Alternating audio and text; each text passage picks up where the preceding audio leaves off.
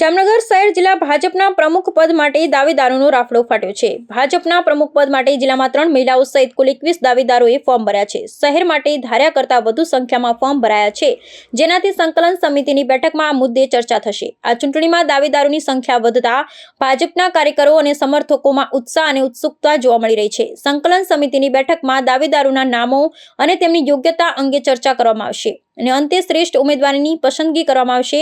આ ચૂંટણીમાં ભાજપના કાર્યકરો અને સમર્થકો માટે આ મહત્વપૂર્ણ સમય છે, કારણ કે તેઓ પોતાના નેતૃત્વ માટે શ્રેષ્ઠ ઉમેદવારની પસંદગી કરવા માટે તત્પર રહ્યા છે। વિશ્વની સૌથી મોટી રાજનૈતિક પાર્ટી એટલે ભારતીય જનતા પાર્ટી કે જે સંપૂર્ણ લોકશાહી ઢબે એની ચૂંટણી પ્રક્રિયા હોય કે સંગઠનની વરણીની વાત હોય એ સંપૂર્ણ લોકશાહી ઢબે કરતી હોય છે। સંગઠન પર્વ 2024 અંતર્ગત સૌપ્રથમ પ્રાથમિક સદસ્ય બનાવવાની જે કંઈ વાત હતી એમાં ભારતીય જનતા પાર્ટી ગુજરાત પ્રદેશ લગભગ 1 કરોડ અને 19 લાખથી વધારે સભ્યો બનાવી અને અવ્વલ નંબર ઉપર છે। ત્યારબાદ સક્રિય સભ્ય બનાવવાની વાત આવી તો એમાં પણ સંગઠન પર્વ અંતર્ગત 1 લાખથી વધારે સક્રિય સભ્યો સમગ્ર ગુજરાત રાજ્યમાં બન્યા। ત્યારબાદ બૂથ સમિતિઓ, ત્યારબાદ મંડળ અધ્યક્ષોમાં પણ 580 કુલ મંડળો ગુજરાત રાજ્યમાં છે, એમાંથી 512 મંડળ અધ્યક્ષોની વરણી થઈ ગઈ છે।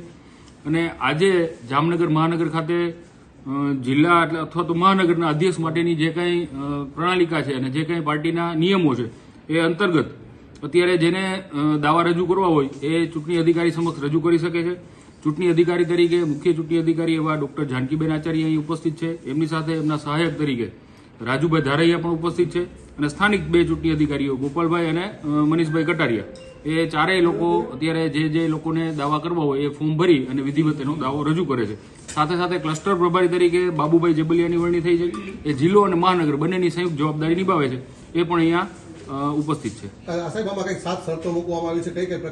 અલગ અલગ શરતો છે કે જેમ કે 3 વખતના સક્રિય સભ્ય હોવા જોઈએ। એક આ વખતે હમણાં 2024માં જે સક્રિય સદસ્યતાનું ફોર્મ ભરાણું એ અને એની પહેલાના 2 વખતના સક્રિય સભ્ય હોવા જોઈએ।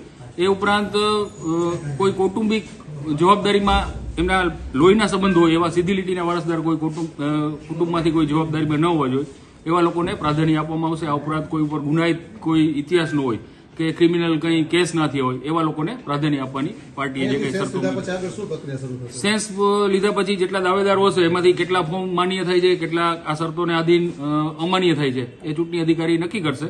ત્યારબાદ સંકલનની ટીમ બેસશે અને સંકલનની ટીમમાં જે કંઈ દાવા થયા હશે માન્ય દાવાઓ એના ઉપર ચર્ચા થશે અને પછી પ્રદેશમાં બધી વસ્તુ મોકલવામાં આવશે।